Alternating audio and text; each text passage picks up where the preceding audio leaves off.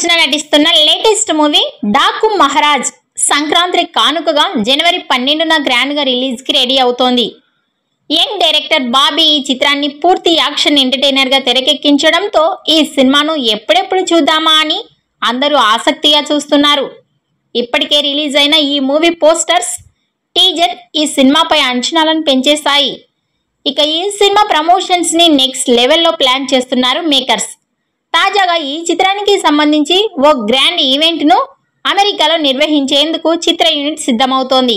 Texas లోని Dallas నగరంలో Daaku Maharaj event నిర్వహించబోతున్నట్లు makers తాజాగా ప్రకటించారు. ఈ గ్రాండ్ ఈవెంట్ ను జనవరి 4న సాయంత్రం 4 గంటలకు ప్రారంభించబోతున్నట్లు తెలిపారు.